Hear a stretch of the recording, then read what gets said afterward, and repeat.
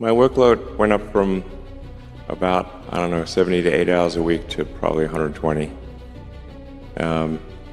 So, yeah, I go to sleep, I wake up, I work, go to sleep, wake up, work, do that 7 days a week. I'll have to do that for a while. No choice.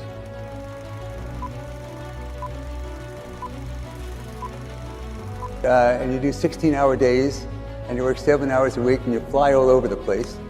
And you go to these meetings constantly, and people constantly criticize you for everything. It's amazing to me. I mean, you're changing the world, and you're giving yourself. Why do you do this? So my wife says to me, why are you still working? Why are you still working? What are you doing here?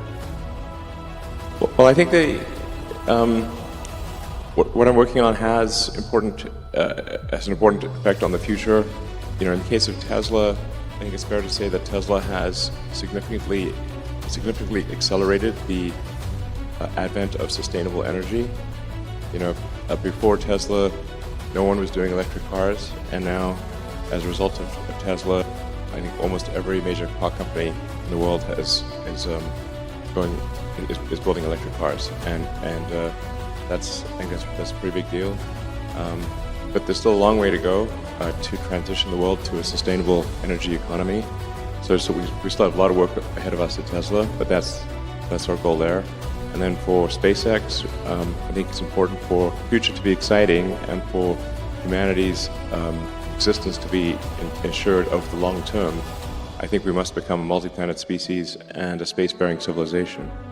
We're here like 4.5 billion years after Earth got started, 13.8 billion years into the age of the universe. And it's only now, recently, in the last 5,000 years, that we invented writing. I would say date the first civilization by when there was the first writing, which was in ancient Sumeria around 5 or 6,000 years ago.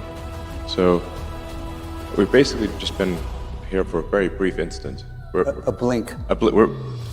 All of human civilization is a blink of an eye, if there was an eye, on an evolutionary time scale. So I think it's important we take the actions to ensure that the light of consciousness continues, and because we should really view consciousness as a small candle in a vast darkness, and it can easily go out. I was working, doing research in Silicon Valley on a completely different subject and trying to start this company at the same time. And when it came time to decide, do I want to do graduate studies or do I want to start this company? And I decided to start the company. I had no money.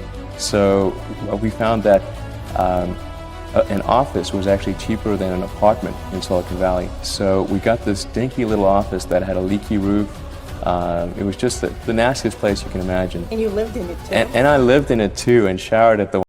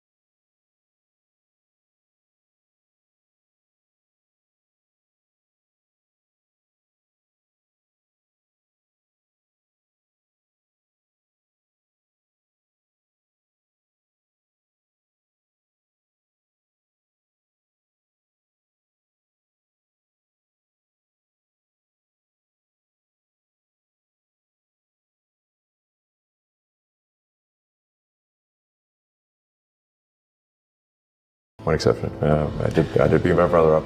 I don't know. That's how it goes. South Africa, when I was growing up, was just an inherently very violent place. I got punched in the face many times. I almost got beaten to death once. So, many times. And I think if you have not been punched in the face with a fist, you don't know no idea what it's like. There are people who've been in the rocketry business for decades who say about you that you don't know what you don't know. Well, I suppose that's true of anyone. How can anyone know what they don't know? But when critics say you can't do this, your answer to them is, we've done it. Now is the time to overrule this administration's pledge to mediocrity. You know, there are American heroes who don't like this idea. Neil Armstrong, Gene Cernan have both testified against commercial spaceflight and the way that you're developing it, and I wonder what you think of that. I was very sad to see that, because those guys are, those guys are heroes of mine, so it's really tough. I wish they would come and visit and see the hardware that we're doing here.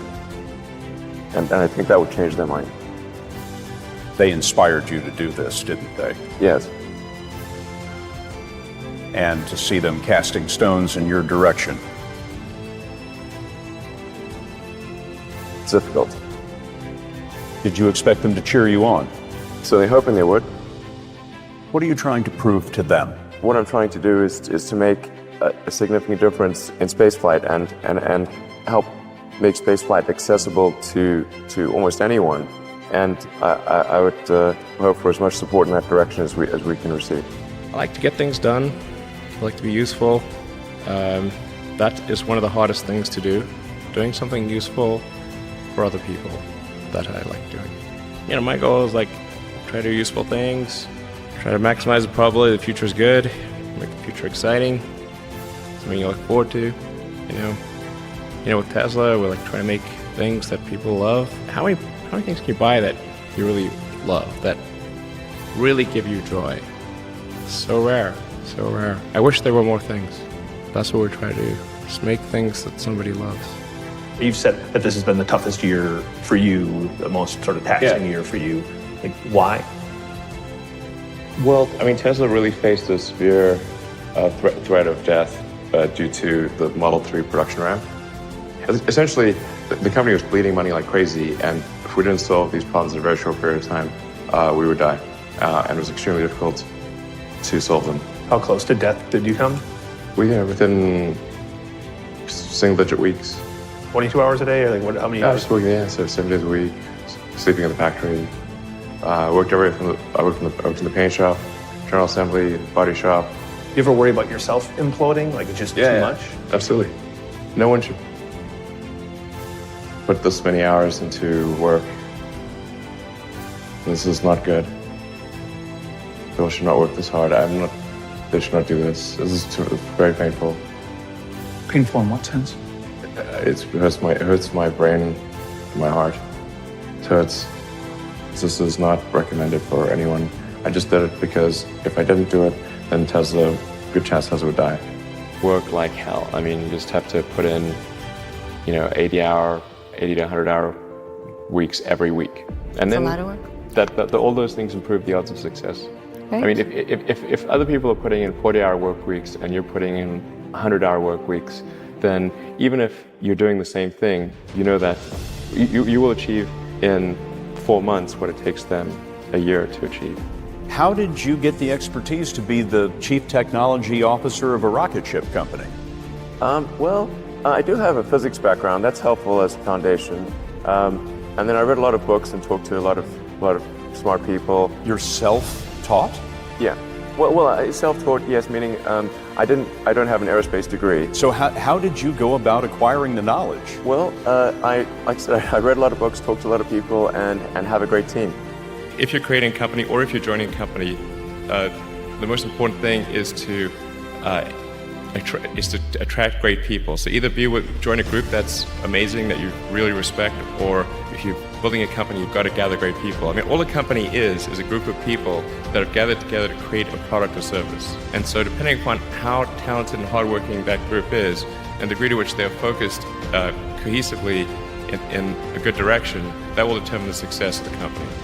So do everything you can to gather great people if you're creating a company. In the beginning, I wouldn't even let my friends invest because I don't want to lose their money. I thought it was like, I'd rather lose my own money. And then we almost did die at SpaceX, actually. So I budgeted for 3 flights. I mean, technically, I did have a plan where I had the money from PayPal. I had like about 180 million from PayPal.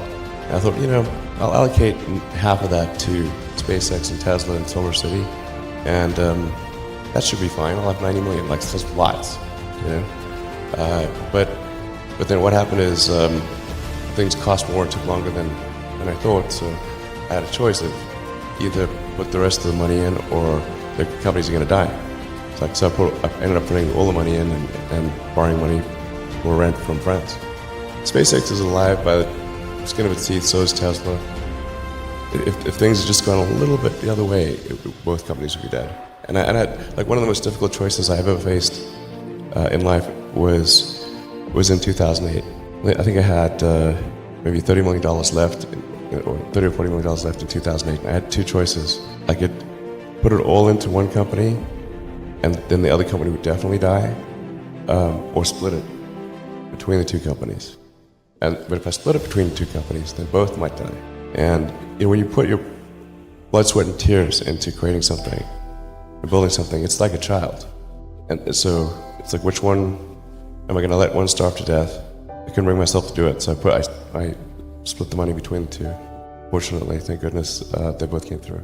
When you had that 3rd failure in a row, did you think, I need to pack this in? Never.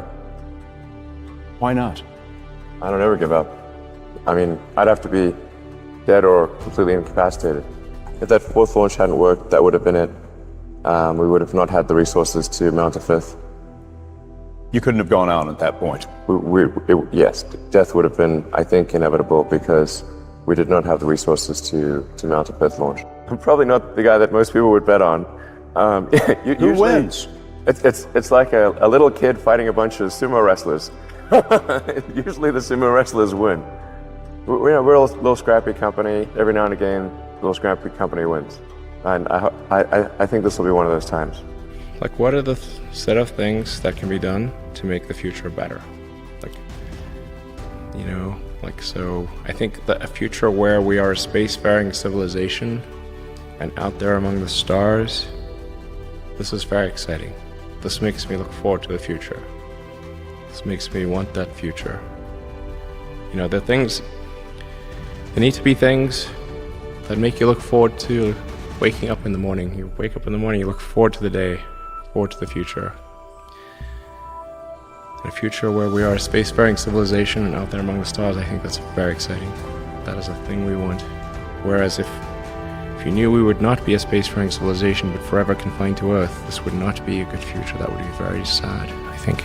There are 2 futures, and one future is we're out there among the stars, and the things we read about and see in science fiction movies, the good ones, are true.